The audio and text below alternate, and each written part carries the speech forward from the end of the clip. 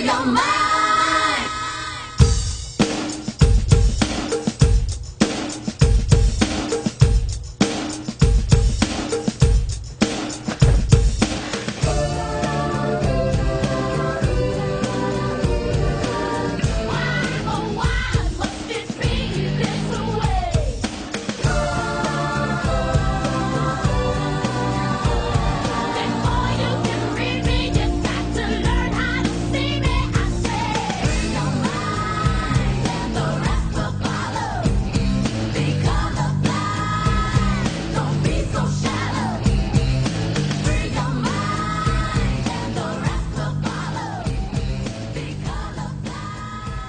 Good evening, and welcome to Cult Free Radio. I'm your host, Mad Sweeney, and tonight we will be joined by a special guest, Eliza, who will be talking with us in the second half of the show about the role of women under the Watchtower. Before that, and after I make a few announcements, we'll talk with Mr. Cedars, the creator of the website JWSurvey.org, about his departure from the organization and development of what I consider the most comprehensive international survey site for and about Jehovah's Witnesses. Before we get to Cedars' interview, though, I first want to let everybody know that I'm suffering from a head cold tonight, so if there are any coughs or sneezes or other noises, I apologize in advance. I will try to cut out my mic ahead of time if I can feel something coming on, but there's no guarantees that I'll be able to block the microphone for every sneeze and cough, but I'll try my best. Also, I want to thank everyone for listening, both live and to the recorded shows, either through Ustream, through Facebook, or through xjw.com, or even on YouTube. Please keep telling your friends about Cult Free Radio and all the different ways they can access the show, both in audio or in the video slideshow as well. You can just search, if you don't have a link, Cult Free Radio on Facebook. You'll find us. Search Mad Sweeney. You'll find us. Search Cult Free Radio on Google or Ustream or YouTube, and you'll find us. And as always, MP3s of the shows are available to download from www.x-jw.com. And I want to thank John Hoyle, the host of that site, for providing that venue for the MP3s. Also, I want to thank Anandude 2 for guest hosting our previous show back in December, the holiday special. He did a great job, and I think we all had a really good time listening to his discussion of Christmas as well as the music. And the final announcement is about something that is just getting underway, and it's called JW Support Network. And at this point, the jwsupportnetwork.org website is just a shell at this point.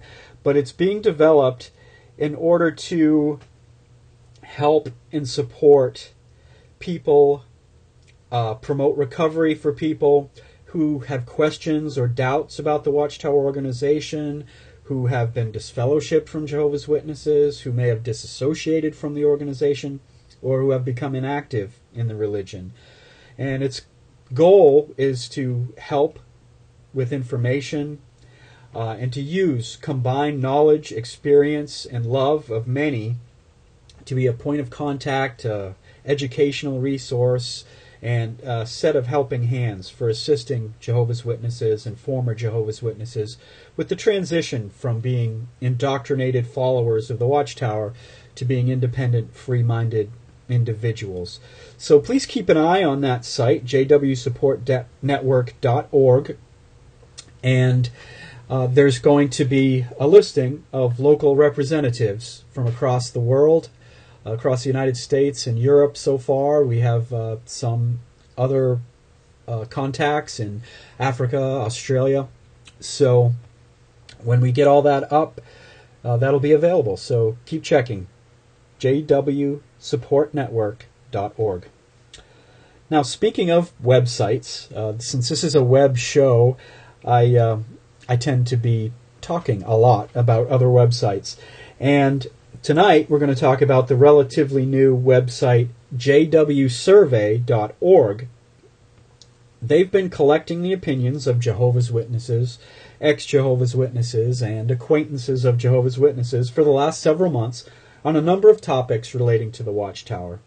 And their purpose is what? What have we learned from their responses? Well, let's talk to the creator of the site and find the answer to those questions. The survey creator, Cedars of JWSurvey.org. Now, before I play the interview, it's been pre-recorded. Normally, I leave my mic on, but because of my cold, I'm going to cut it off during the playing of the interview. So, let's give a listen to Cedars from JW.org. So, Cedars, thank you so much for joining us on Cult Free Radio and talking to us a little bit about yourself and about JWSurvey.org. Now, based on what I've read so far on the site about yourself, you are still technically a Jehovah's Witness, is that correct? That's right, Sweeney. It's a great pleasure to be here, by the way. Yes, I am still an active Jehovah's Witness. If I'm honest, it's not something I would like to be, but we all know that it's not quite so simple in terms of having a freedom to leave. But yes, I am still an active Jehovah's Witness. No, not an active, but an inactive Jehovah's Witness, sorry. Okay. So while you were active, now that you're inactive, while you were active, did you serve in any capacity in the congregation? Were you an elder or ministerial servant? Yes, I did serve briefly as an elder, but I stood down from that not long before I became inactive, so I've seen kind of that side of the coin as well. Okay. Yeah, I was a ministerial servant before I became inactive also. So we're kind of in the same boat. I'm inactive as well, not disassociated or disfellowshipped yet at the moment. So I know where you're coming from a bit. And how long were you one of Jehovah's Witnesses? So, yeah, I was baptized about just over 20 years ago. So I've been a baptized Jehovah's Witness for over 20 years. Okay. Were you raised as a Jehovah's Witness? Were your parents witnesses, or did somebody come to your door? Yeah, I was raised as one of Jehovah's Witnesses, so both of my parents were witnesses before I was born, and on one side of my family it goes back to my grandmother and grandfather, so you can say I'm a third generation. Okay. All right. I'm, I guess, not quite even a second generation, because I was probably 3, maybe 2 years old when my mom became a return visit, and I was 5, 6, or 7, something like that, when she got baptized. So, yeah, it's I feel like that's an important question to ask, because, you know, there is a difference, and I'm sure we'll cover some of that when you talk about your survey, between people who have converted and people who were born in or raised in. So I think that's a good distinction to make off the bat, so people know where we're coming from. Most of the time, while you were growing up as one of Jehovah's Witnesses, did you basically just follow the program, follow the organization without asking too many questions? Well, I did in one way, but on the other hand, I did kind of have some doubts, maybe from when I was about 20, because the Daniel book came out then, and I, you know, started taking an interest in Bible prophecy, and it very soon became obvious to me that the prophecy, the explanations of prophecy that are contained in the publications are very heavily rotated around witness history and kind of putting the history of the society on a pedestal, so to speak, and that kind of rang a few alarm bells very early on, but you are kind of trained as a witness to suppress these doubts and to just think, well, I'll wait on Jehovah and completely ignore them. And that's what I did for, quite some time, and until very recently when I started to look at those. But yes, for the most part, I just sat on those doubts and just got on with it. I think that in the various interviews I've done, pretty much all of them can, at least in retrospect, can look back and see times when something just wasn't quite right, but they used that same phrase that you just used, which is part of the Watchtower loaded language, to wait on Jehovah, which basically means don't ask questions, trust the organization. We both know that now, but at the time you feel that it's showing faith in what God wants you to do by just waiting and hoping that miraculously either you'll come up with greater faith and insight, or that the organization will come up with some sort of new light.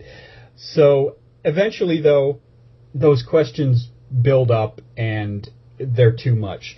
What was it for you that changed your perspective on waiting on Jehovah and not asking questions? What triggered that for you to start asking the questions more vocally? Well, I've read quite a few people's biographies, and I think that although there's a lot of similarities in people's stories, everyone has a different experience in what led them to kind of, reach a tipping point. And with me, it was a very complicated series of events which I never envisioned going through. But I went through this series of events which saw me, leave behind a lot of what was familiar to me and move to another country and not have the, not be inundated with the kind of brainwashing, for want of a better word, that you receive at meetings, because the meetings were all in another language. So it kind of forced me to re-examine what I believed rather than just going along with what I should believe. And the more I looked into things, the more I realised that the doubts that I'd carried for all these years were really just the tip of the iceberg.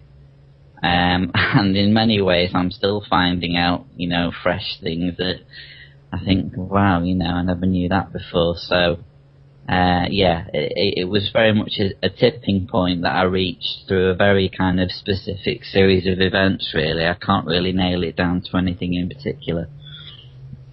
Yeah, I feel like a lot of times when people answer the question, what made you leave the organization or what caused you to doubt, that even though if you may be able to pull out one trigger sort of specific event, that for most of us it really is an accumulation of things. And that's, I guess, what I'm hearing from you, that it was your current situation at the time and some things that happened then, plus everything that happened previous to that added together, sort of brought you to start doubting and questioning even further and discovering some new things. What, if you don't mind me asking, what was perhaps one of the books, websites, or sources of information, I guess, I'll put it general like that you feel like helped you the most or gave you some of the answers that you were looking for?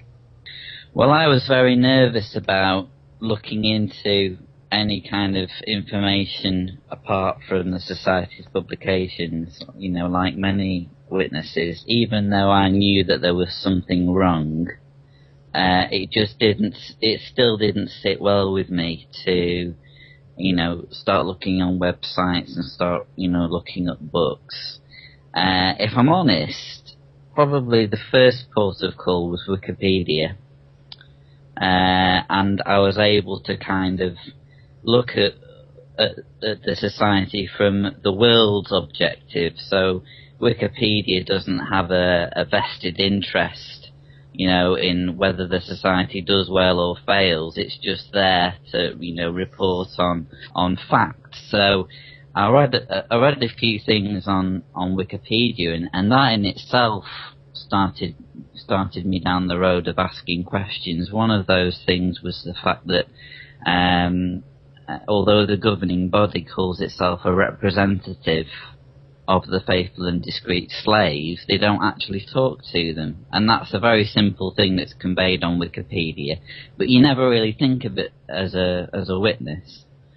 And then I thought, well, I'll take the plunge and I'll maybe look at one or two of these so-called apostate websites. And the first port of call ended up being JW Facts. So that was a very, very pleasant surprise for me, because I was expecting this kind of vitriolic, bitter, vindictive rant against the society. And what I found on Paul Grundy's website was just a very simple, calm, laid-back, objective appraisal of the various teachings of the society. And there was no real hint of bitterness. I remember at one point Paul even says, if you want to, believe all of these things and still be a witness, that's fine, However, you should know this. And I liked that attitude, and that kind of made me feel okay about reading more. And then finally, I managed to get hold of a way of reading Crisis of Conscience on PDF. And that kind of sealed the deal for me. I could actually see the fact that this was actually a human organisation after all, and it didn't really deserve my loyalty in the face of overwhelming doubts. Yeah, Paul Grundy's site is awesome, and Paul is great too. We had him here on Cult Free Radio 2 shows ago, back in November of 2011. He's such a personable, charming guy, and he's made such a professional presentation of facts on his website with that tone, like you said, that is not bitter, it's not aggressive, it's just factual, and the name really is appropriate, JWFacts.com. And so I appreciate Paul's site too. And like you said, once you read Crisis of Conscience, there's really no looking back after that. I cannot imagine.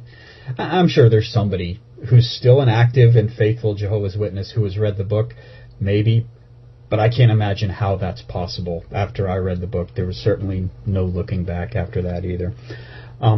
So you were slowly starting to learn answers to the questions that you had, and probably also at the same time finding that the questions you had were not unique to you, that enough people had questions that the information you were looking for was on Wikipedia, was on jwfacts.com, was on a lot of places throughout the internet. And of course, I mention this on the show all the time, and I apologize if this is going off on a tangent a little bit, but the internet is the key, I believe. It is the information age we're living in. The internet is the path of information. Print material, such as magazines like The Watchtower and The Awake, are going by the wayside, and print companies like the Watchtower Bible and Tract Society aren't going to be able to suppress information that's available on the internet. It's just not happening. They're starting to lose water, I think, at a pretty quick pace. And so, I guess, inspired by the internet, Cedars, you have decided to start a site of your own called JWSurvey.org. And that's been running for the past several months, I guess maybe closer to a year now. When exactly did you start JW Survey, and why did you decide to create your website as a survey rather than as just articles or a recovery site or some other type of site? Well, it's actually a far more recent development than you maybe suggest. It feels like it's been around for ages, but it actually came about from a forum thread on Jehovah'sWitness.net, As you know, I try to be reasonably active on the forum, and we had one or two exciting developments over the summer, including the mentally diseased campaign. And I'm always trying to sort of think of ideas and things that we can do to kind of accelerate what I view as being the inevitable, I wouldn't say demise of the society, but certainly the undermining of it.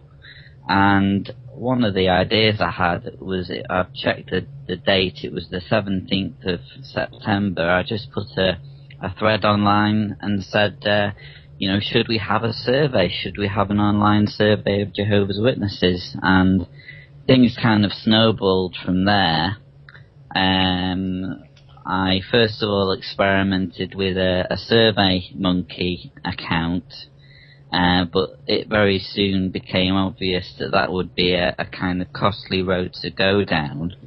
And fortunately, a mutual friend of ours, Sweeney, John Hoyle, he came to the rescue and he said, listen, if you want us to do a survey, we can launch a proper website for it, and I'll do everything for you. You just kind of sit back and relax. So, who was I to kind of stand in his way? So he put the survey website online. I think that went online a month later, during October. And yeah, it just went on from there. It's been wonderful, and I hope that the success is replicated into 2012.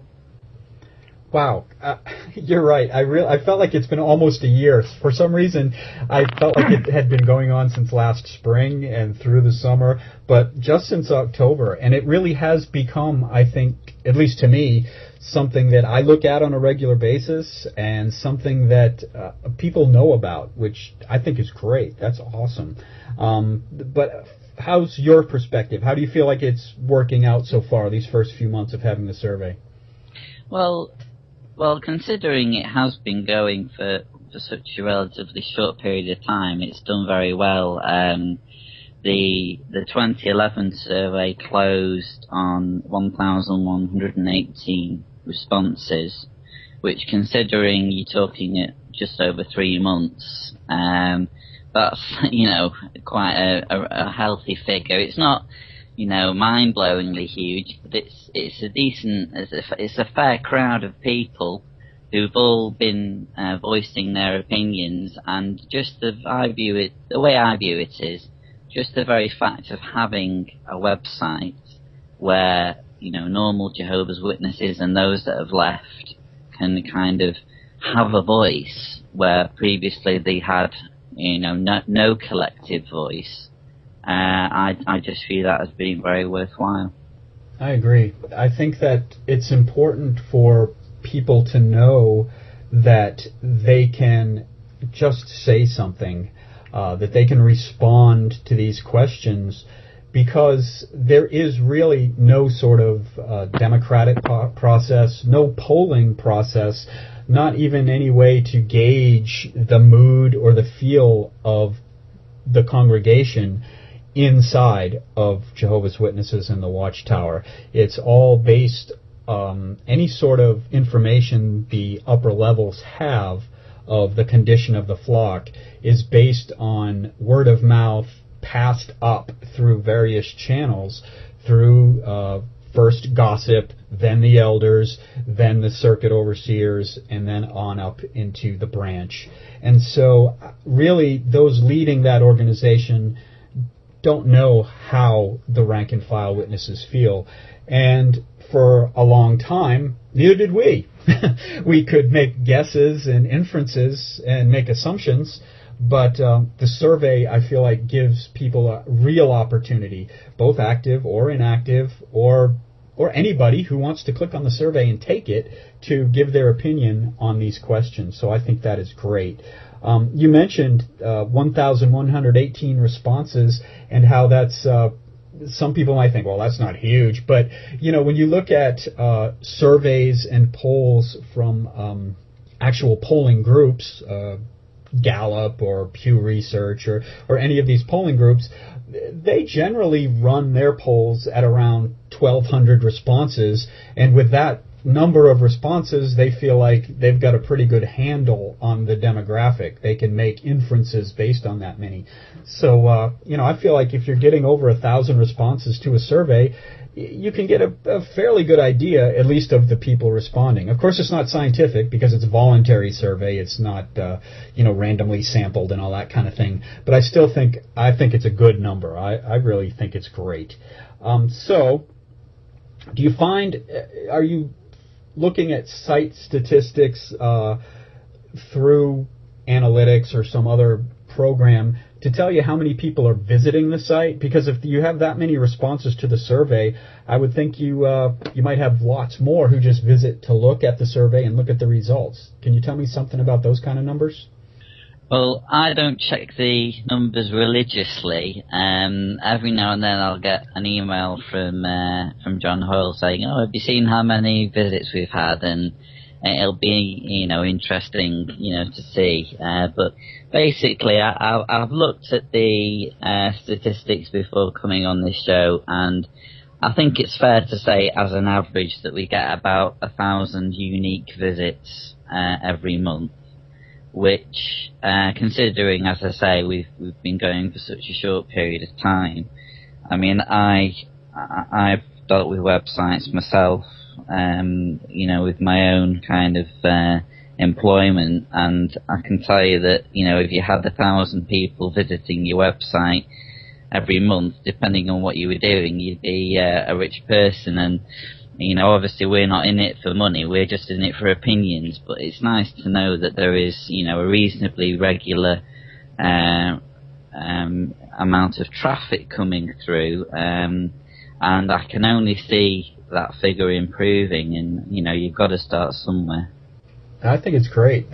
That's an excellent number. I'm finding something similar myself with Cult Free Radio, that I'm learning, and maybe it is different depending on the type of site and across the internet, but I'm finding that things kind of go in spurts. I'll look at the numbers and they won't seem to change for days or weeks, and then I'll look again and boom, I've just got a bunch of hits all at once, or all within a matter of a few days. And I guess that's how information travels through the internet, with word of mouth. Somebody stumbles across it, I guess, by mistake, and then tells a bunch of their friends, and then boom, you get a little burst. And then for a while, a few days or so, maybe there's not so much. And so looking at the graph, it may look kind of erratic, but for internet people, I guess that's pretty normal. But about the survey itself, the first survey, the main JWSurvey.org survey of 2011, what about the results stood out to you most from that survey? After you've closed it with 1,118 responses, what kind of things did you see in the answers you were getting? Well, I'm still in the middle of writing up a proper kind of report that will be delivered to the governing body and eventually to the media. But I guess there's a few kind of interesting little quirks that are coming out as I'm drilling down into the numbers. I guess the kind of headline issue is the fact that only 2% agree with the governing body's teachings, and when you consider that a healthy number of those that visited the website, let me just give you an accurate figure. I think it's 13% were active Jehovah's Witnesses, and another 35% were inactive. So, we're talking baptized people who are on the radar of the elders, who, weren't able to buck that trend of 2% who disagree with the governing body. So I think that's kind of the headline. There are one or two, interesting little nuggets that are coming out. One of those is that there's a fair percentage of even active and inactive publishers who have haven't kind of classed themselves as being either of the great crowd or of the anointed. So that kind of infers to me that they don't believe in two-tier Christianity, which, considering, as I say, that they're kind of active and inactive Jehovah's Witnesses, I think speaks volumes. I'm going to ask sort of an opinion question now that popped into my head based on that last statement you made. If the governing body gets wind of the idea that a lot of the rank and file are not believing in them or believing in the two-tiered Christianity that the Watchtower teaches, how do you think they would respond? Do you think the governing body would take that and maybe come out with some adaptation or new light? Or do you think that they would come out with an even more hard-line, strict stance on the issue? Well, in an ideal world, the governing body would be a humble group of men. But we unfortunately don't live in that ideal world, and judging by the kind of things that they've been writing, particularly recently, the more I write, the more I'm completely, beyond words at how arrogant some of the things that they write are. So it would be nice if they could kind of think, well, we need to tone things down a little, or we need to kind of try and reach out to these people, but experience tells me that, like you say, they'll just kind of ramp things up, which in a way will kind of also indirectly help, because I think the more that they ramp things up, the more they kind of isolate people and make people kind of more inclined to believe that they are in fact in a cult. So I think either way it will probably work out to our benefit. Well, I certainly agree with that, because the truth, not in quotation marks and not the Watchtower version, but the actual truth of information, I think, can never hurt. And collecting this data and presenting it to the public and to whoever wants to see it, it's going to be successful because it's information. It's true data. It's not the information control. It's not covering up information. It's revealing information. So, like you said, whichever way they jump, I think it's going to be a success. I feel like the survey is a success already, just by virtue of its existence and the fact that the information is up there now. In addition, Cedars, to the main survey that we've been talking about, the site has also presented the reader, the site visitor, with several mini-surveys. How did you decide to form some of these side questions and mini-surveys, and how many of them have you done so far? Well, I have to kind of take my hat off to John Hoyle there, because that was really his idea. He kind of said, well, we're doing this survey, why not have some little surveys that people can take as kind of a side dish. And so he went down that route, and it's been very successful, actually. It's also just provided a nice little distraction, a nice something else that people can check on.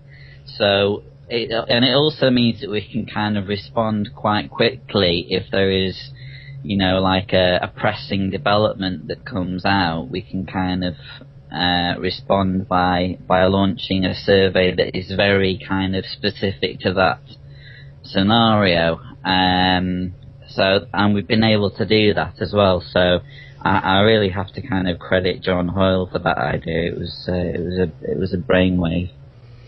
Excellent. And so what sorts of questions are up there? For people who are listening who may have never visited jwsurvey.org yet, what type of questions are on the mini-surveys, and maybe what are some of the featured questions in the main survey?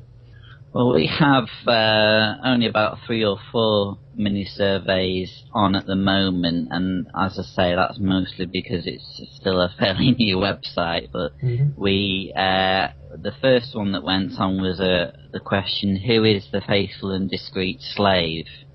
and we had some, quite mixed responses to that. So there was that one. There was also a survey to see how successful people's witnessing is. So, we all know that, witnessing is a major part of a witness's lifestyle. But actually, how successful is it in converting people, and how many of those that engage or have engaged in witnessing have actually managed to bring someone to baptism? So that was the purpose of that mini-survey. We also had a survey on holidays and celebrations to see how people were kind of responding to things like Christmas and birthdays once they found out the kind of truth behind the prohibitions of those celebrations. And my personal favourite was the mini-survey on the domestic abuse experience in the February 2012 Watchtower. So that was probably our most successful mini-survey so far in the number of people that have responded to it. Yeah, that one was really a poignant one, because it just, to me, just reading that article in the Watchtower shows me how completely out of touch with the real world the organization is, and how when that information is presented to the public, and I guess I should clarify, that information is in the study edition of the Watchtower, which is not presented to the public in field service by Jehovah's Witnesses. It's only studied at the Kingdom Hall by Jehovah's Witnesses. So getting that information to the public, I think, is important to show the mindset of the Watchtower when it comes to domestic abuse and when it comes to gender roles, how men are allowed to act, how women are supposed to act, and those sorts of things. So that, I believe, is one of the more important, hard-hitting survey questions on jwsurvey.org. I think it's very important to get that out there, as well as all the other ones. And just a quick question for those who are considering logging on to the site. The survey results are visible in real time, or, as even while the survey's open. Is that correct? I actually think this is quite a clever feature of the survey. You can see the survey results, but only once you have answered. So, in other words, you can't kind of have your opinion swayed by what the consensus is. It's kind of, you tell us what you think, and then we'll tell you what the consensus says. So once you click what you think, what the answer is to you, you then get to see, what everyone else has been saying. So it's quite clever how it does that. Yeah, I like that. That sounds like a really good way to present the information, because, like you said, it doesn't influence the person, and it kind of encourages people to take the survey and see the questions and not just go there simply only for the results. Now, is there any particular survey that's open right now that you feel like, that you'd like to, say, advertise at this point and kind of encourage readers to take, that maybe hasn't gotten the number of hits as some of the other ones? I would probably, again, point at the domestic abuse survey. I mean, it's been our most successful one yet. We've had 237 total voters on it. But we have to remember that although the article's been available online for quite some time now, it's not actually due to be studied in the Watchtower study until April. So I personally feel that we kind of need to keep the pressure ramped up a little bit, and it would be lovely if we could get to the stage where in April it's kind of gone round a little bit, so that as it's being studied in the Watchtower, people are kind of aware that there has been this backlash, and people won't know that there's a backlash if the survey or if the actual issue doesn't get, a degree of publicity. And the interesting thing is that 84% of those who have voted so far on the domestic abuse mini-survey have voted for a full retraction. So, if that kind of message can be sent out, that would be, I feel, very important before it's studied in April. I agree. I think that is a very good idea, and I will try to do my part on Cult Free Radio, and when I'm out and about on the cyberspace of the information superhighway of the internet, I'll try to remember to mention JWSurvey.org and bring that back up again, because like we were talking about earlier, the responses and hits on websites tend to come in waves based on word of mouth. So I'll keep flashing that up there on my Facebook, and we'll see if we can get some new responses to that.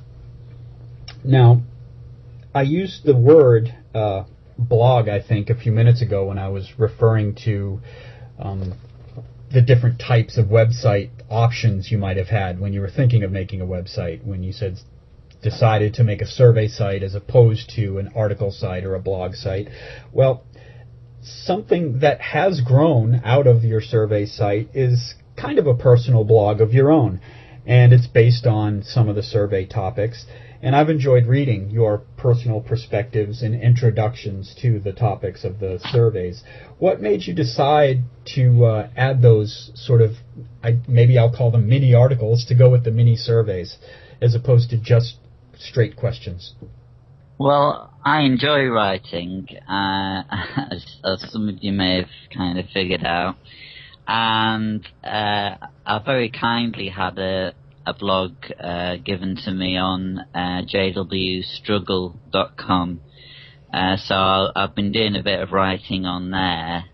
And as the survey website kind of started to get more popular, I thought, well, really it'd be nice if I kind of, continued to write on JW Struggle, but kind of try to focus my efforts a little bit more on JW Survey. So I thought, well, the best thing to do really is to kind of set up a blog there, and every now and then, if there's something which I think kind of fits in with the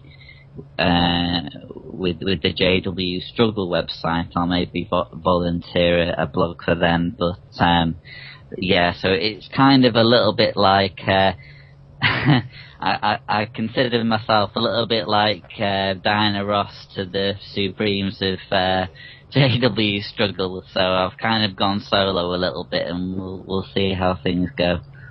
Well, that sounds great. I think that it's helpful for site visitors to jwsurvey.org to be able to see sometimes a little additional information about the questions they're answering, to help maybe tweak their memory or to inform them of issues and situations that they may not be aware of, or maybe to set some context for them for some of the questions that they're going to be answering. So I think that's really helpful. Well, so you've been going for about 3 months. I thought it was closer to a year. It's been going so well. But about 3 months now, and it's 2012, and you've been working with John Hoyle on the new survey for 2012. What can you tell us about the new 2012 survey on jwsurvey.org? Well, I am reliably informed that it's actually available now, so by the time this interview is aired, it will be kind of online and ready for people to kind of click. And if you have already participated in the 2011 survey, participate again in the 2012, because it's an entirely new survey, new set of data. And the thing that I love about the 2012 survey is that we've kind of taken the best suggestions that people have, and the best feedback from the 2011 survey, and we've kind of used all of that to come up with kind of a new improved model. So one of the things that we realized was that, different people in different kind of groups, so to speak, are going to have a different kind of outlook on things. For example, a serving elder is going to maybe have a very different outlook from maybe someone who's disfellowshipped or disassociated. Not that their opinions are worth more or less. It's just that they are able to answer a unique set of questions with more authority. So one thing we decided to do was we've set up 6 different categories. So basically you can choose one of these different categories before you take the survey, and it will guide you through some very specific questions which we're hoping to get. So we're hoping to kind of drill down a little more into groups such as those professing to be of the anointed, to find out how they feel about the governing body representing them. Do they acknowledge the governing body as their representatives? Are they happy with the way the governing body's doing things? So those kind of really specific questions that we're kind of hoping, might really be quite enlightening to see the answers. Now that sounds great. The 2012 survey, is that on the front page now of jwsurvey.org as far as you know? Yes, as we are being broadcast, it's available. So yeah, when you go online, it'll be there, and just kind of take your time to read the instructions first, because there's no rush. It's more important that we get your honest answers, your honest, well-considered answers. We did find, I should say, that when we were doing the 2011 survey, there were 1 or 2 problems with maybe people kind of surging through the questions and not kind of thinking before they were clicking. So sometimes we would have people, for example, clicking all of the boxes, both the ones saying that they disagreed with the governing body and the one at the end saying that they agreed because they were so excited. So that's probably the one thing I would say, is to just kind of take your time, take a deep breath, and really read the questions thoroughly before you answer them. Sounds great. I hope to log on as soon as I'm offline, maybe, and I'll take the survey as soon as I can as well. Approximately how long would you say the 2012 survey is in comparison to, say, the 2011? Is it a bit longer, do you think? Yes, it's longer. I don't have a percentage. I would probably say it's maybe less than twice as long. We're just trying to get some more kind of specific answers for each group of voters. So it's a shame to kind of have to funnel people off into groups, but unfortunately it's true that asking, for example, all disfellowships and all disassociated ones questions that assume that they still believe certain things that Jehovah's Witnesses believe, it just doesn't work. So it's better, we feel, to kind of have these kind of very specific groups, which gives us far more revealing information at the end of it. And again, it's information that people can see for themselves once they've answered. I agree that the categorization will allow you more specificity in your questions, but also if there are questions that are the same question that shows up in several groups, there's nothing stopping you from combining that data and reporting the big number as well as the individual group numbers. So you're kind of getting both sets of data now by breaking the responders into categories. It's not necessarily shunting them off somewhere where they can never come back to the whole. You still get all the data, which you can combine as needed if it's appropriate for a particular question.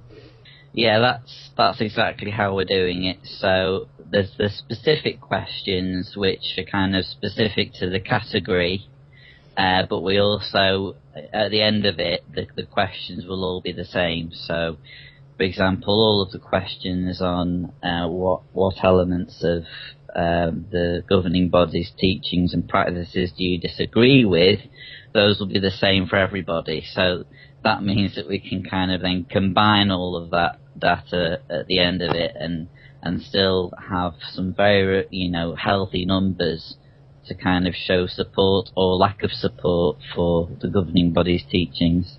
Well, Cedars, I appreciate you coming on Cult Free Radio with me today and talking to me about JWSurvey.org, talking to me a little bit about your experiences in history and about where the survey website is going. Also, I want to thank you for even the idea of creating the website in the first place, because, every little step that somebody can take to help others that are in this organization or that have left or are leaving the organization or just that have ever had anything to do with the Watchtower organization need support, need help, and by working together in all these different ways, with blogs, with surveys, with radio shows, with Facebook groups, all the different things that we can do all add up.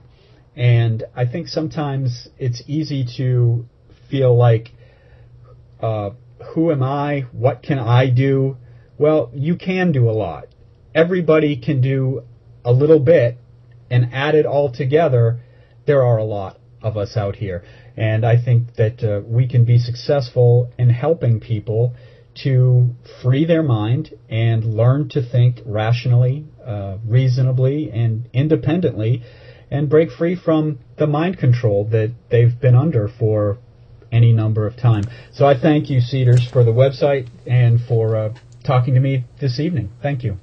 Thank you, Sweeney. It's been an absolute pleasure to be here. I'm very honoured to be on Cult Free Radio, and I wish you all the success in the world. It's been an absolute pleasure to be here. Well, thanks again to Cedars for talking with us this evening about JWSurvey.org. The brand new 2012 survey is up and running, as Cedars had mentioned in the interview, and it just got up running this weekend. And between the time we recorded our discussion and the airing of it tonight, I was able to take the survey. It doesn't take that long. So when you get a chance, log on, please, to jwsurvey.org and let your opinion be heard. As well as the main 2012 survey, there are still the mini-surveys that we discussed that are up there and available to be taken. And one of the ones that are featured on jwsurvey.org website is the one relating to the February 15th, 2012 Watchtower article. That's this year's Watchtower article of February 15th. The article is entitled, "Happiness is Possible in a Divided Household." And in particular, the survey and what I'm about to talk about this evening relates to a supposedly true experience that's under the subheading, "Help Them to Embrace True Worship." Now, I'm going to read the relevant paragraphs, but I'd like to set the groundwork for the Watchtower's position first.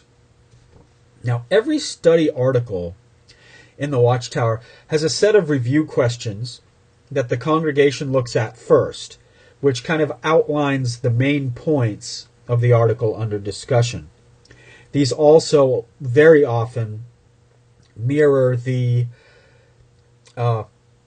subheadings that appear throughout the article.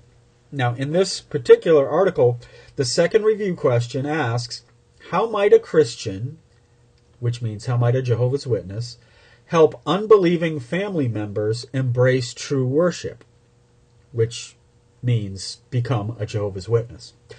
And as I mentioned a moment ago, the subheading for the section of this article is help them to embrace true worship. Now, the goal of all cult organizations is to grow the membership numbers. And the Watchtower in particular has had a lot of difficulty over the last couple decades in recruiting and retaining intelligent and capable people, particularly men, who can become competent elders in the local congregations. Now, with almost 2/3 of all those born into the religion leaving the faith as adults, raising up future elders from childhood just isn't filling the ranks for the organization. And so one way that the Watchtower has historically tried to bring more men into the religion is through articles like the one that we're discussing. Every few years, maybe even more often than that, there's an article in the Watchtower about how to bring family members, especially unbelieving spouses, into the Jehovah's Witness religion. Now, this might not be such a bad thing on the surface if it wasn't for the blatant and dangerous misogyny that seems to always go along with it. Now, we've spoken on Cult Free Radio a lot about loaded language, and we've mentioned a couple early, just a few seconds ago when we read the question. When they say a Christian, they mean a Jehovah's Witness. When they say true worship, they mean Jehovah's Witnesses. And another loaded language word that the Watchtower has programmed its members to understand in a specific way is the word subjection. Now, the word as they use it itself comes from the Watchtower's New World Translation, and it's from the scripture in 1 Peter chapter 3, verse 1. It says, "In like manner, you wives, be in subjection to your own husbands, in order that if any are not obedient to the word, they may be won without a word, through the conduct of their wives."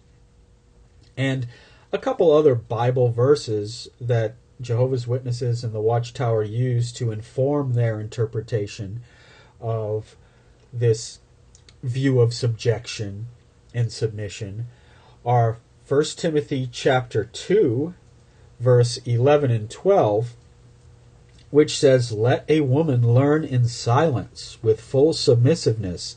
I do not permit a woman to teach or exercise authority over a man, but to be in silence."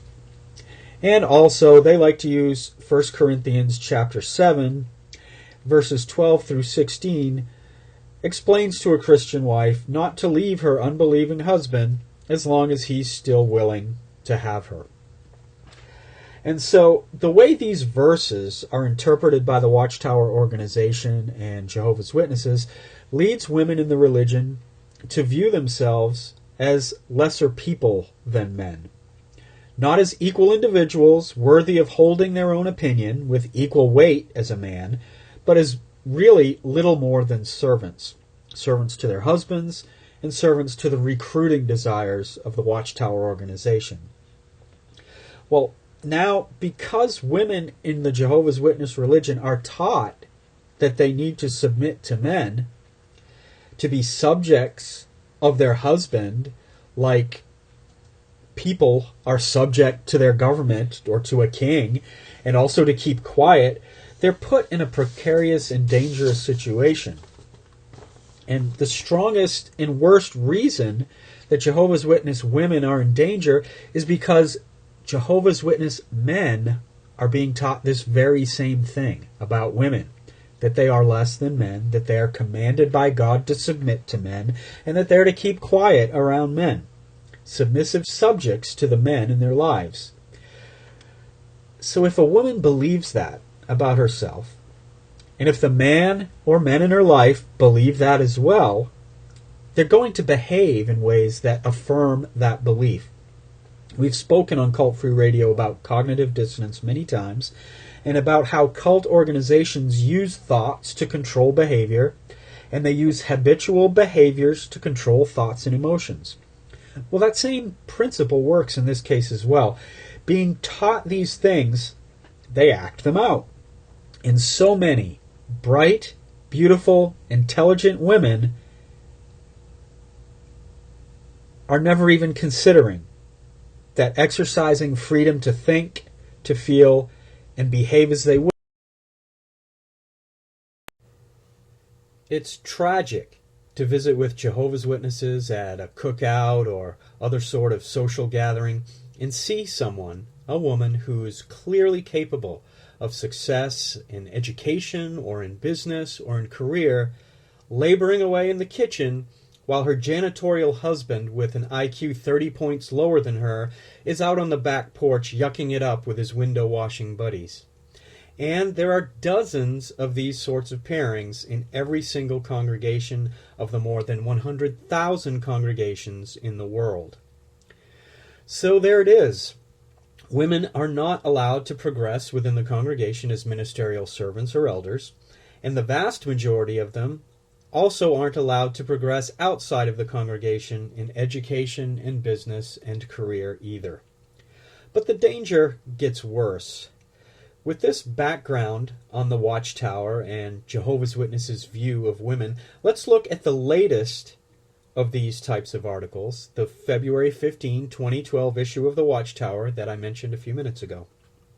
In that article, entitled Happiness is Possible in a Divided Household, and in particular the experience that's related under the subheading Help Them to Embrace True Worship, we see that the misogyny of this organization goes even to the point of teaching women to accept violence over the course of years and even decades if that's what it takes to get your husband to join the religion.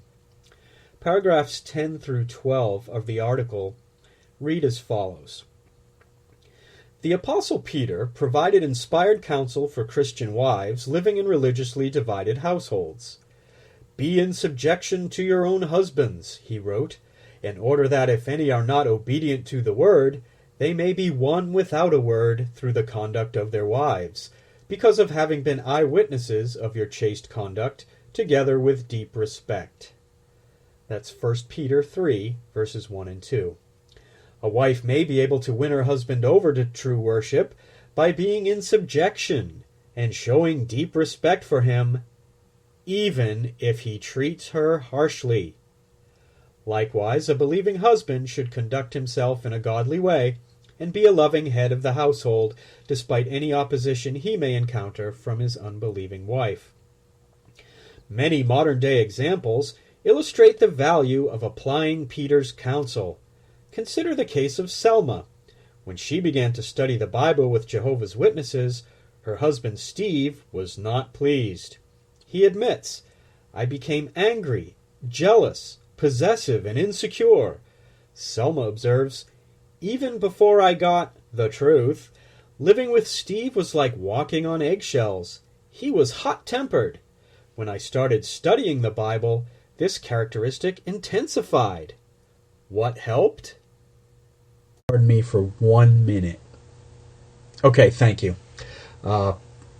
Ustream was acting a little buggy for a second there, so back to the paragraph. Living with Steve was like walking on eggshells. He was hot-tempered. When I started studying the Bible, this characteristic intensified. What helped? Selma recalls a lesson she learned from the witness who studied with her. On one particular day, says Selma, I didn't want to have a Bible study. The night before, Steve had hit me as I had tried to prove a point, and I was feeling sad and sorry for myself. After I told the sister what had happened and how I felt, she asked me to read 1 Corinthians chapter 13, verses 4 through 7. As I did, I began to reason, Steve never does any of these loving things for me. But the sister made me think differently by asking, how many of those acts of love do you show towards your husband? My answer was, none, for he's so difficult to live with.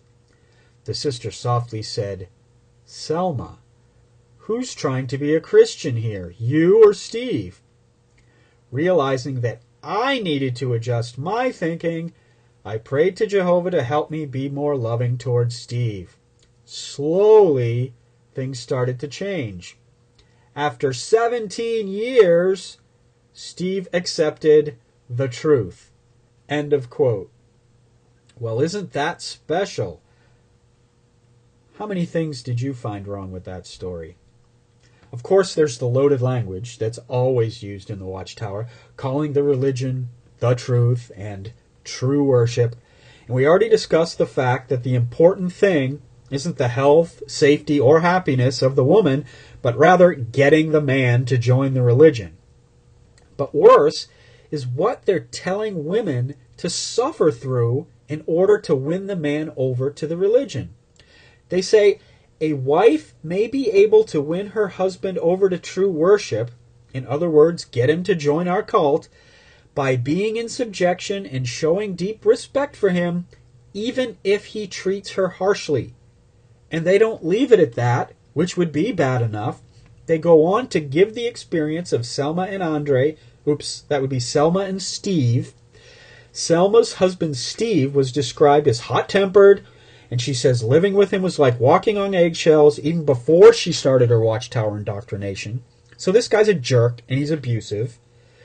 Then, when she started studying to become a Jehovah's Witness, his temper got worse, and the guy hit her when she was trying to make a point in an argument. Now, if you had a friend whose husband was known for his bad temper, and you found out he hit her when she was trying to make a point, what would your advice be? Well, the witnesses studying with Selma read to her 1 Corinthians chapter 13, verses 4 through 7, and just so you know, this is what that scripture says. Love is long-suffering and kind. Love is not jealous. It does not brag, does not get puffed up, does not behave indecently, does not look for its own interests, does not become provoked, it does not keep account of the injury, it does not rejoice over unrighteousness, but rejoices with the truth. It bears all things, believes all things, hopes all things, endures all things. Now, had I been in that situation, talking to a friend, maybe I would have read those verses too, but I think I'd have applied them much differently. I'd have maybe asked, does that sound like Steve? No? Well, men who hit their wives don't know how to show love, and nothing you can do is going to make him change. If you value your health and you value your safety, you'll call the woman shelter and work on finding a way to get away from this guy. Well, that's what I might have said, but not Jehovah's Witnesses. Jehovah's Witnesses, via the Watchtower, blame the victim. Who's trying to be the Christian here, you or Steve? They asked. Well, it certainly wasn't them, because I can't imagine Jesus Christ telling a woman whose abusive husband hit her that she needs to be more kind and loving to him. But Selma evidently took their advice and acted more loving and kind. As the article says, slowly things began to change. How wonderful for them! She only had to endure 17 more years of abuse before this clown joined the religion. And also, nowhere does it even state that he ever got control of his temper or became a better husband just because he joined up. Now, you're probably feeling kind of bad for Selma right now, but you probably don't have to. And the reason is because these little stories in the magazines are made up. There is no Selma and Andre or Selma and Steve that this happened to. The stories put in the magazine to teach Jehovah's Witnesses, especially Jehovah's Witness women, how to behave with violent men. And this is the point. Never try to make a point. If you do try to make a point, he may hit you. If he hits you, it's because you tried to make a point, and whose fault is that? If you act more submissive and show more respect and love to him, then maybe slowly, 17 years later, things will change. Selma put up with an abusive husband who refused to join the religion for 17 years, and you can do the same. That's the advice of the Watchtower for women. And this stance is nothing new for them. Over the last 60 plus years, there have been at least 19 different articles in their publications encouraging women to stay with abusive men for the sake of getting him to join the religion. These references are listed at the bottom of Cedars' article on this subject at the JWSurvey.org website. And I strongly encourage you to check out this article that goes along with the mini survey on the website at jwsurvey.org. Now, it's time to bring in our next special guest, Eliza. And I'll give Eliza a minute to get her microphone on. And in the meantime, I want to thank you, Eliza, for being here this evening and patiently waiting through Cedar's interview and my monologue here. And I hope I didn't steal any of your thunder by going over all of that. Now, welcome to the show. Hello. You were a sister who actually spent some time with your husband at Bethel, if I recall correctly. So your particular viewpoints and insights are going to be really valuable, I think, to the audience. What are your thoughts on this article in particular and in general of the role of women in the Watchtower organization? Well, I have an issue with almost much of the whole magazine. I saw how the magazine, before the article, just sets women up to become martyrs. On page 8, it's got an article, and it's titled, "They Courageously Proclaim God's Word." So it talks about people from, the old days during World War II. And in there, it mentions how they had to face mob persecution. So, people today may have to stand up like our brothers and sisters from those times. Then they have, right after that, there's a study article, "Be Courageous and Strong." And it gets into valiant women who took their stand. And throughout that article, it goes on to bring up women like Jael and Deborah and how Esther faced death, when she was willing to go through all these things in order to be courageous. And at the end of that article, it says, "Courage is required to preach the good news. It may take courage to request time off from secular work in order to attend sessions of a convention, and the list could go on and on. Regardless of the challenges we face, however, Jehovah will hear our prayers of faith." And then, towards the end, comes that article. So it's like, if you're reading this magazine, your brain has already been set up to become a martyr. So by the time you get to Happiness is Possible in a Divided Household, and you read about Selma and Steve, and you think about maybe your situation, you're going to be willing to put up with a few hits, for the sake of the kingdom and for saving your husband's life. So that entire magazine just really upset me. Yeah, I don't think you're the only one either. I strongly encourage all the listeners to hit that mini survey at jwsurvey.org and see if we can build up the responses to a significant number, because it really is. I go back and forth in my head on whether the people running the organization are ignorant or if they really know what they're doing here. I'm not sure which is. I'm sure it would be worse if they do understand that it's just plain evil. But sometimes I think that they're ignorant because they're blinded by what has been called being captive to the concept that sacrifice for them and their Watchtower Corporation means sacrifice for God.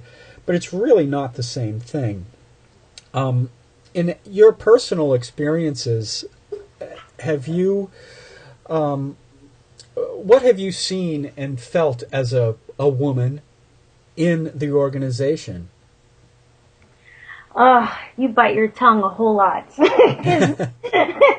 Okay, for instance, when I became a witness, I got close to a couple. He was an elder and his wife was a regular pioneer. She did the territory for the congregation. She handled the territory, and despite her taking care of it better than any brother could do it, she still had to put up with a lot of stuff as regards to the brothers belittling her at times in meetings for field service and in other times. And she actually used to take out the midweek group. And I just couldn't believe it. The times when they would talk to her in ways or, to tell her, not to chime in. But nobody understood the territory the way she did because she was the one who organized the territory for that congregation.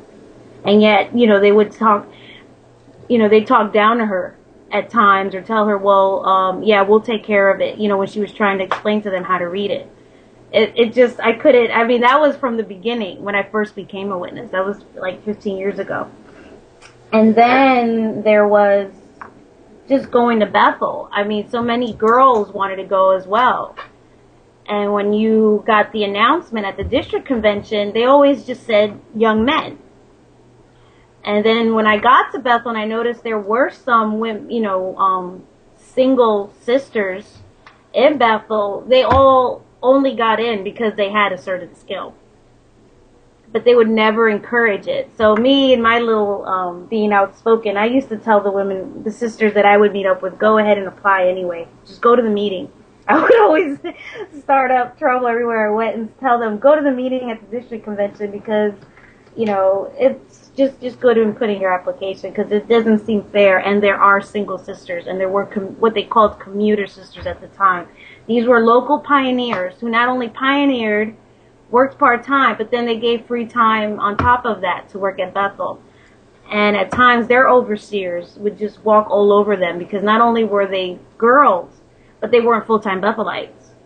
So they a lot of times got treated in ways that they wouldn't dare treat the full-time Bethelites. So just taking notice of things like that. But I would just put it aside and, the typical JW thing, well, we're not going to get into the negative. It's, God will take care of it. Right.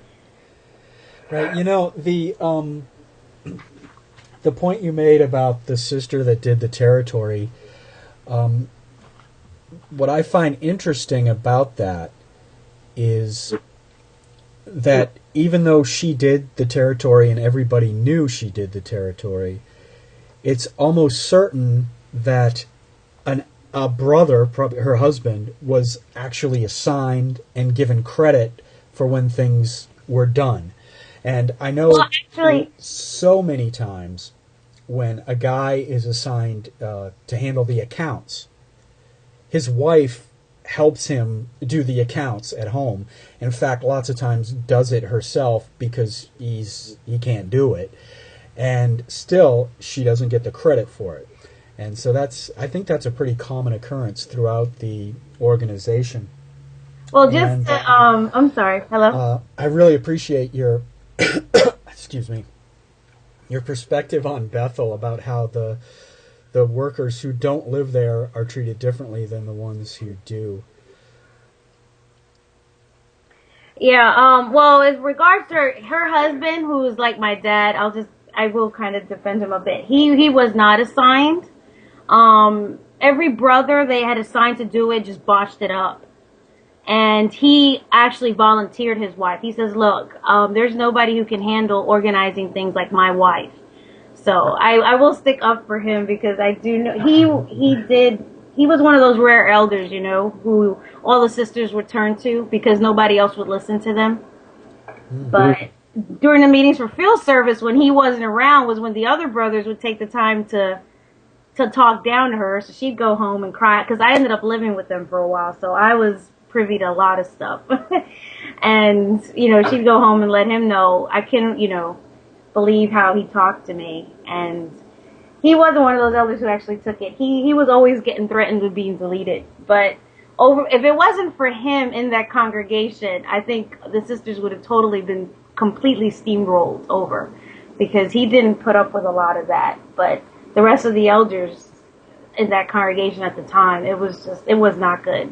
But that's why everyone would turn to him. Everybody went to Brother B because he was the only one who would stick up for the women.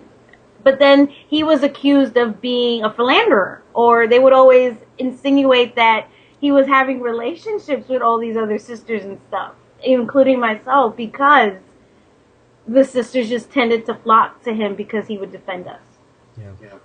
Yeah, well, in the organization, if a man treats a woman with respect and dignity, that could be misunderstood for flirting, because they've programmed the men and the women to view each other in a certain way. And people who buck the programming are going to be looked at as if there's something wrong, even when there obviously isn't, when they're just acting like normal people instead of like indoctrinated people.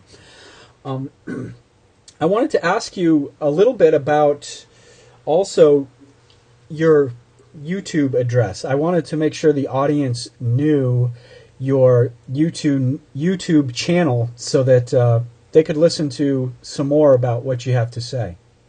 Oh, on YouTube, I'm ERBell98. So Bell or ERBell98. Okay, and have you done a YouTube video on this subject, the subject of this February magazine, or on the subject of women in the organization? Yeah, I did do a YouTube video about the February 15th magazine, as well as I also did a little kind of footnote where I noticed that in Spanish and in German, they didn't translate Steve hitting her. They translated as Steve just getting angry with her. So I didn't, I was just letting people know that there was, if this is a true story, why is there a difference in the translation? In German and in English, in German and Spanish, it was that he was angry, but in French and in English, he hit her. So I'm not a translator, but I can speak 3 of those languages, and I know there are words for striking your wife. So, another YouTuber, Dan Mara, she did 2 excellent videos on that, as well as a lot of people who may listen to JW Fairy Tale. He also did a video, and I think they're about, and Stepford Escapee did too.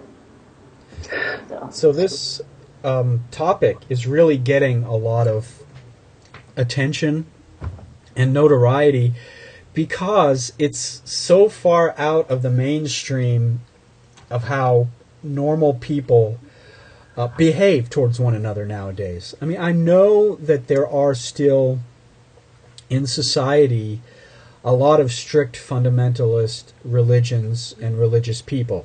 Just watching the election coverage this year makes that obvious. There are people out there who still think this way, but it's less and less and less as we progress as intelligent beings and as a civilized society. And I think it's just such an important topic.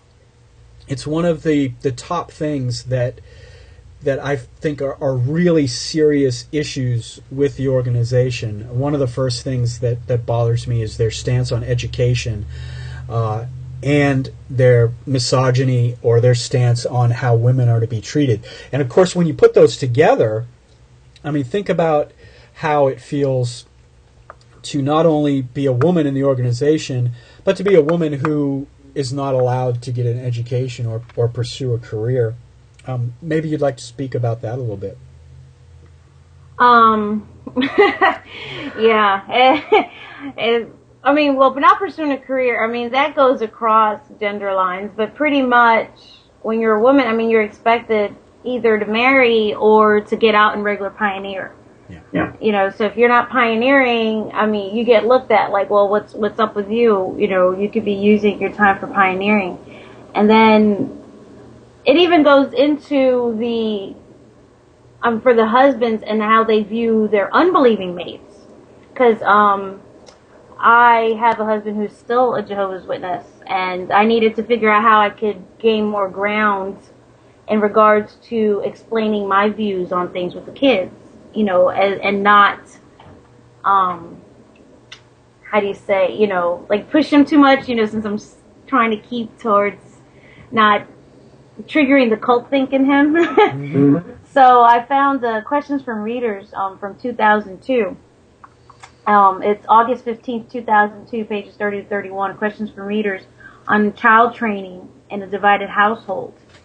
And it's telling the husbands, of course, they're in charge. It's reminding them they are in charge. They are the head of the household, even if their wife is not a believer. And the only leeway it gives towards the wife sharing her beliefs with the children is depending on the land. I'll just read that sentence from the article. It says, what if his unbelieving wife insists on taking their children to her place of worship or teaching them her beliefs? The law of the land may give her the right to do so. So depending on the country you live in, if you're living in a country where, hey, men can just do what they want, then, just do what you have to do in order to keep your unbelieving wife in line. That's the way I see it. I mean, that was the one line that I got on my husband. I was like, look, it says the law of the land gives me the right to take my kids or to explain the way I view things to my children. And then it goes on to give them a guilt trip to say, well, whether the kids are enticed to do anything is dependent on how well the father teaches.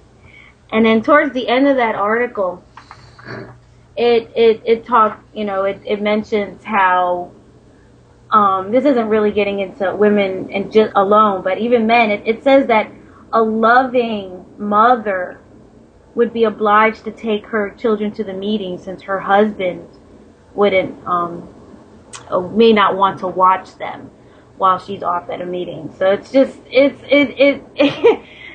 like you were talking about loaded language. It's just unbelievable how for so long, you miss this stuff. You're in and you don't see any of this. And then once you're out, it's like, how in the world did I allow myself to agree with all this stuff?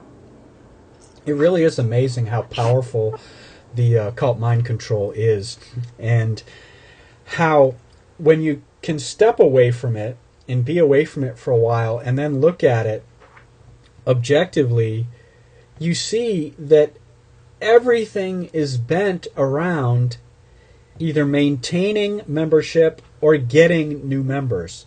It's all about having people be in the religion and do what the religion wants.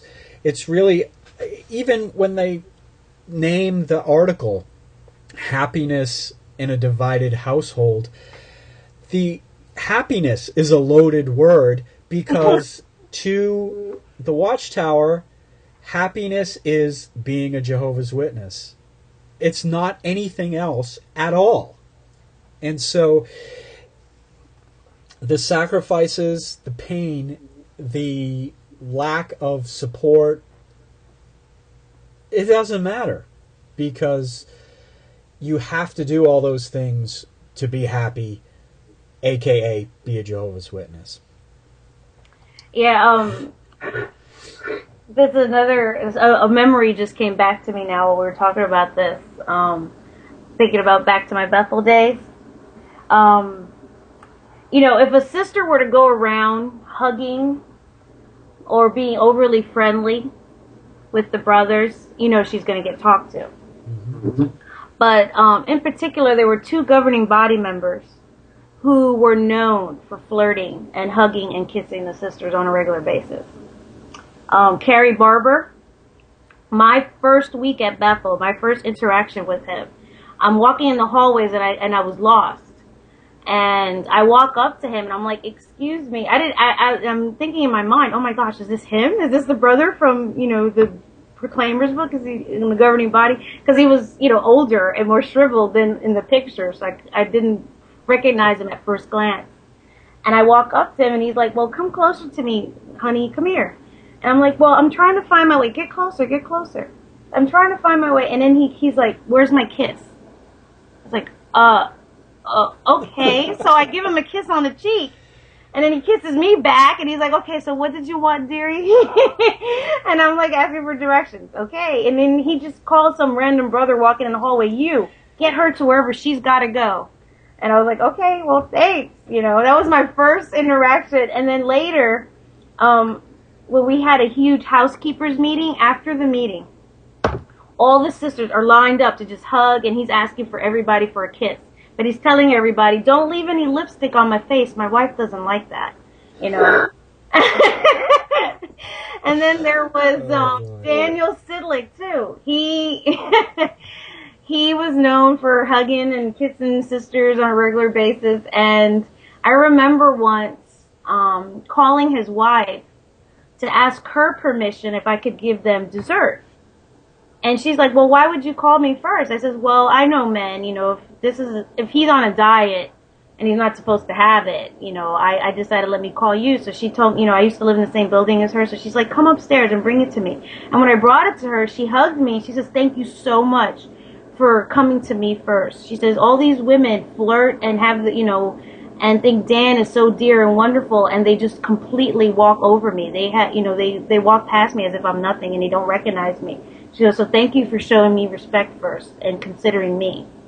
And he was like that. You could walk up to him and he'll tell, you know, where's my hug, or he'll, you know, kind of grab you by the neck, or hold your hand, and it's and I remember how in the congregations people used to remind each other of that scripture, do not be touching a woman. But at Bethel, that the older brothers, that did not fly. They would go on and on and on all the time about hugging. Now, I shouldn't say all the older brothers, but there were those who just loved to flirt. And it was just crazy how in my congregation, I mean, hugging someone was considered totally taboo. And then here at Bethel, members of the governing body were okay with hugging and grabbing on sisters. There's pictures. Even I saw one even on Jehovah'sWitness.net. And you see Carrie Barber just holding onto the sister's hand. He loved it. He used to, when he would see the tourists parade out, he would go out and like try to get their attention, and he would flock to where the girls were. So that's, yeah. So that was the ad. It was a good old boy club. It was really. Well, I don't suppose there are too many perks to being a governing body member once you've been there for a while. So, you know, I go back and forth between resentment and frustration and anger, and just almost kind of feeling sorry for the old guys, especially the older ones like Barber. I mean, the new crowd, they're younger. They're actually almost all of the current governing body are younger than my own parents. And so I don't give them, I guess, the same leeway as some of the older guys who I really believe what Ray Franz said were truly kind of brainwashed captives of the concept. The newer ones are as well, but they should know better, I think. Anyway, I really appreciate you coming on Cult Free Radio this evening, Eliza.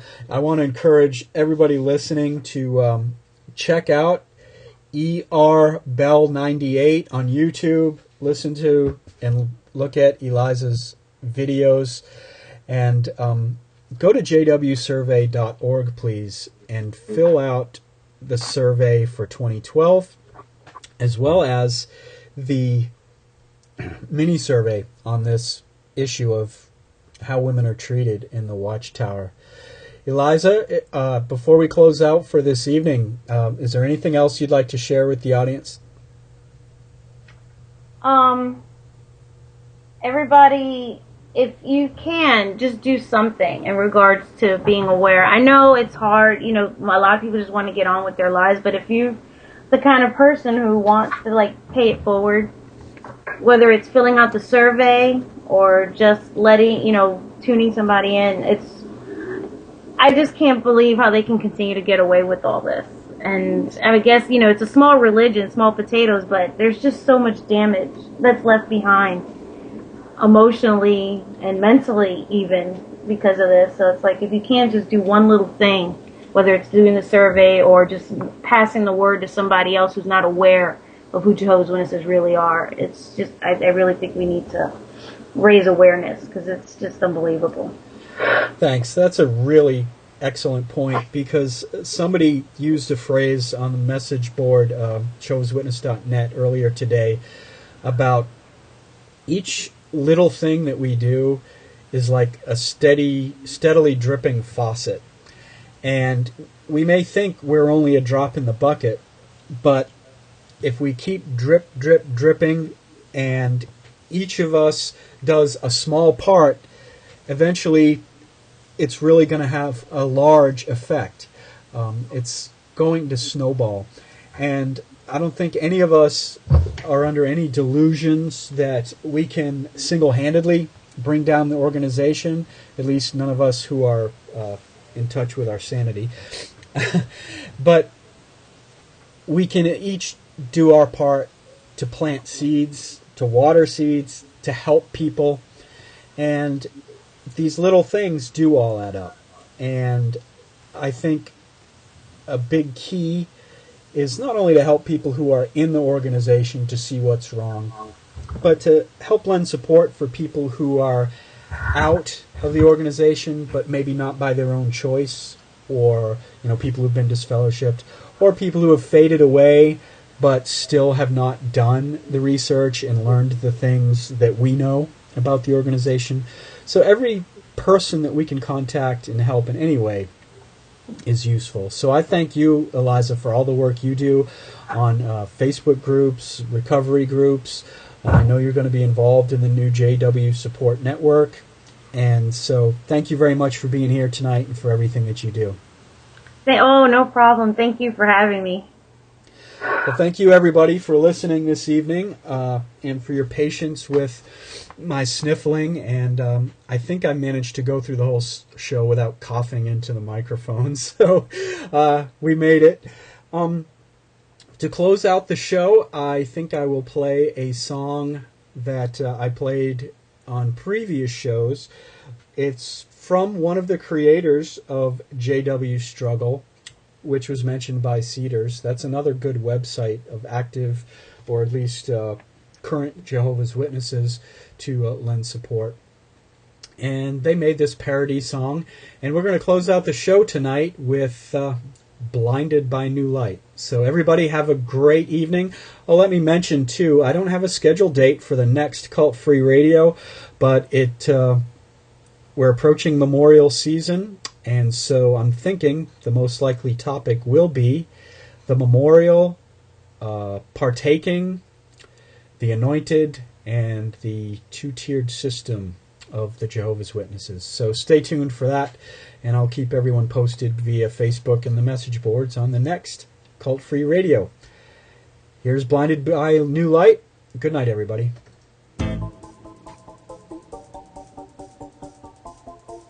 Time ran out, and new light shed forth. Blinded by new light, wrapped up in the truth, the generation wasn't right. Blinded by new light, wrapped up in the truth, the generation wasn't right. Blinded by new light, wrapped up in the truth, the generation wasn't right.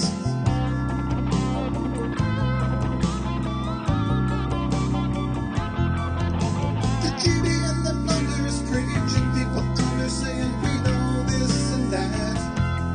We took the lumps and the bumps when we were adolescents, and we get them under our hats. Now that we are older, feeling kind of bolder, we want off this merry-go-round. Now we know the reason GB is the reason generation theory crashed to the ground.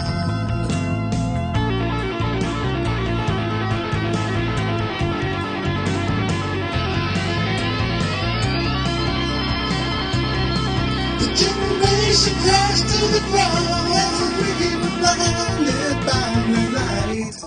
Wrapped up in the truth, the generation was This right. generation shall overlap Blinded by before new all light. these things Wrapped up occur. in the truth, the generation wasn't right. Blinded by new light.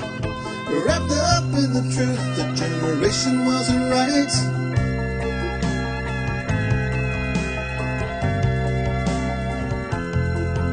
So sad talking sister with the elbow, and Mr. told me she really missed me Sunday. He said you must believe the tower so you can be strong, or apostates will take you away. The CO was checking on our combo to be sure in line with the GB side. And little elder Shirley came by with Sister Shirley and asked me if I needed a ride.